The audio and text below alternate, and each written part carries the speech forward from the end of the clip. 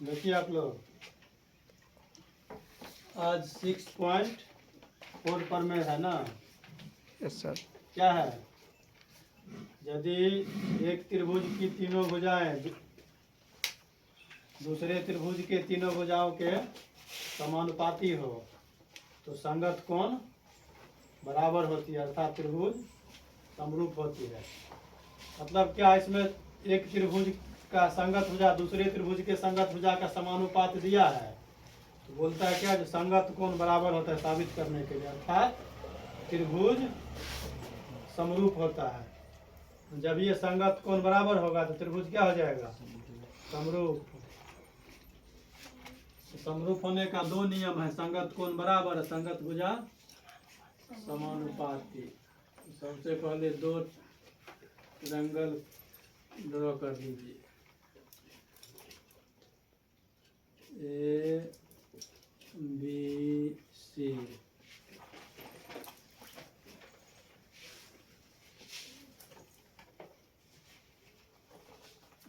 D E F लिख दीजिए। विशेष प्रतिज्ञा, माना कि ABC तथा DEF दो त्रिभुज है जिसमें दिया है कि, क्या दिया है? संगत एक त्रिभुज के तीनों भुजा दूसरे त्रिभुज के तीनों भुजा के समानुपाती होते हैं, तो त्रिभुज के संगत कोण बराबर होती है, अर्थात त्रिभुज समरूप होती है। एक त्रिभुज का तीनों भुजा दूसरे त्रिभुज के तीनों भुजा का समानुपात यानी एक ही अनुपात में विभाजित करता है, तो क्या होगा? संगत कोण बराबर प्रूफ करना है। तो क्या दिया है? माना कि ABC तथा DEF दो त्रिभुज है जिसमें दिया है कि AB बट्टा DE बराबर AC बट्टा DF बराबर BC बट्टा EF। जिस त्रिभुज का पहला भुजा जाएगा ऊपर, उसी त्रिभुज का तीनों भुजा ऊपर जाएगा। समझ गए ना? AB बट्टा D बराबर AC बट्टा DF बराबर BC बट्टा EF। तो सिद्ध करना है कि कोण A बराबर कोण B,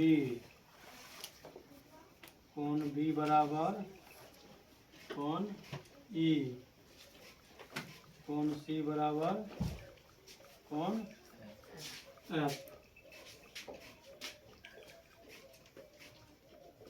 अर्थात त्रिभुज ABC समरूप त्रिभुज DEF। यानी जब ये तीनों कोण बराबर होगा त्रिभुज क्या हो जाएगा? समरूप। और 6.3 थ्योरम में क्या था? तीनों कोण बराबर दिया हुआ था तो तीनों भुजा समानुपात किए थे। इसमें तीनों भुजा समानुपात दिया है तो तीनों कोण बराबर सिद्ध करेंगे। चलिए अब हल में लिखिए, त्रिभुज ABC तथा त्रिभुज DEF के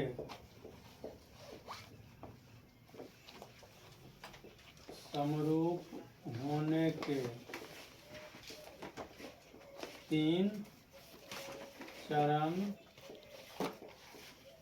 होंगे।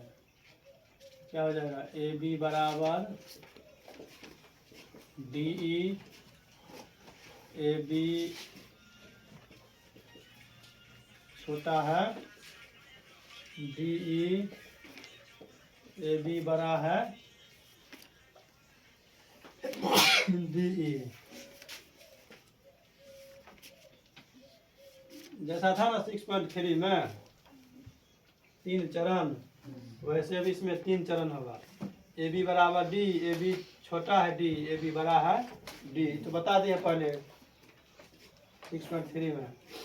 अब देखिए, लिखिए जब ए बी बराबर डी, ये जो दिया था क्वेश्चन में, इसको मान लीजिए समीकरण। जब ए बी बराबर डी ई, तो लिखिए ए बी बट्टा डी ई बराबर 1 हो जाएगा। हाँ, क्या हो जाएगा समीकरण, क्योंकि इसको बट्टा मिलेगा तो 1 हो जाएगा यहाँ। अब लिखिए त्रिभुज ए बी सी तथा त्रिभुज डी ई एफ में। यहाँ तक समझ में आ गया ना? हाँ,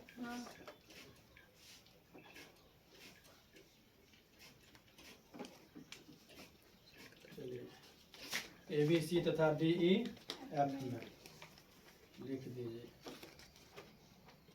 समीकरण फर्स्ट तथा सेकेंड से ए बी बट्टा डी ई बराबर ए सी बट्टा डी एफ बराबर बी सी बट्टा ई एफ बराबर 1। बोलिएगा कैसे हो जाएगा 1?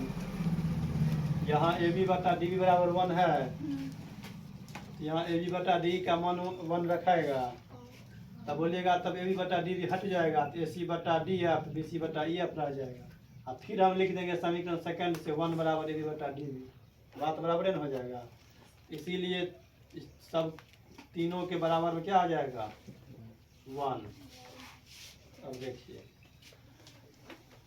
तीनों का तीनों क्या है, बराबर है, इसको ऐसे लिख सकते हैं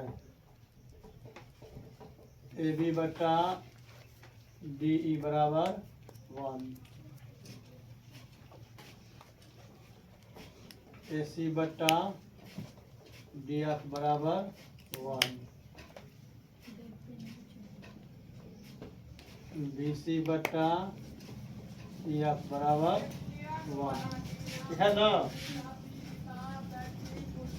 ए बी बट्टा डी ई, ए सी बट्टा डी एफ, बी सी बट्टा ई एफ बराबर 1। अब देखिए इसको ऐसे लिख सकते हैं, बैक क्रॉस करिएगा तो ए बी बराबर डी ई हो जाएगा। अगर नहीं है तो मानिए यहाँ 1 है बट्टा में, बैक क्रॉस करेंगे तो क्या हो जाएगा ए बी बराबर डी ई, ए सी बराबर डी एफ, डी सी बराबर ई एफ। तीनों भुजा बराबर हो गया। जब ये तीनों भुजा बराबर हो गया साबित, तीनों भुजा बराबर हो गया ना साबित, तो क्या हो जाएगा? इसीलिए त्रिभुज ए बी सी सर्वांग सम त्रिभुज डी ई एफ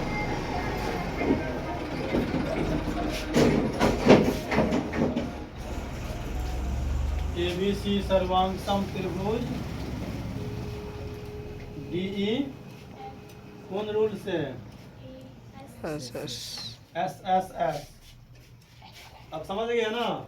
इसमें भुजा समानुपात दिया था, अब बोलता था जो संगत कोण बराबर होता है त्रिभुज समरूप होता है, मानी संगत कोण बराबर साबित कर देंगे तभी त्रिभुज समरूप होगा। तो लेकिन इसमें 3 रूल है। जब ए बी बराबर डी, ए बी बड़ा है डी, ए बी छोटा है डी, तो पहला नियम से इसको प्रूफ किया है। जब ए बी बराबर डी, तो ए बी बटा डी बराबर क्या हो जाएगा 1। इसको समीकरण फर्स्ट तथा सेकंड से इसको ले लिए तो सबके बराबर में 1 आ जाएगा, और सबको फिर 1 से बाय क्रॉस कर दिए, तो फिर इस टाइप पर आ गया ए बी बराबर डी, ए सी बराबर डी एफ। जब ये भुजा बराबर साबित हो गया तो क्या हो जाएगा त्रिभुज सर्वांग सम।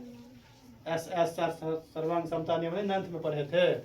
यदि एक त्रिभुज की तीनों भुजा दूसरी त्रिभुज की तीनों भुजा के बराबर हो तो त्रिभुज सर्वांग सम होते हैं, उसी को बोलते हैं भुजा भुजा भुजा सर्वांग समता।